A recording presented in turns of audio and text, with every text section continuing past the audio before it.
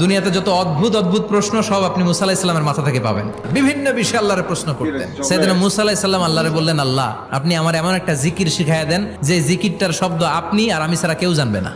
দিনে রাতে সব সময় এই জিকির আমি করব, আপনারে ডাকবো, কিন্তু শর্ত হলো এই জিকিরটা জানবে শুধু আপনি আর জানবো শুধু আমি। আল্লাহ বললেন, মুসা পড়ো লা ইলাহা ইল্লাল্লাহ।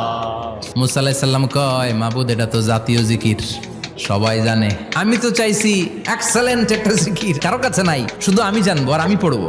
আল্লাহ বললেন, মুসা এই লা ইলাহাকে যদি এক পাল্লায় রেখে দাও, তাম বিশ্ব, 7 আকাশ 7 জমিনটারে তুলে যদি তুমি আরেক পাল্লায় রেখে দাও, লা রাজাহাত কাফাতু লা ইলাহা ইল্লাল্লাহ, মুহূর্তের মধ্যে লা ইলাহার পাল্লা ভারী হয়ে যাবে। ও মুসা, তুমি যতই এক্সক্লুসিভ জিকির চাও, লা ইলাহার চেয়ে দামি জিকির আমার কাছে নাই।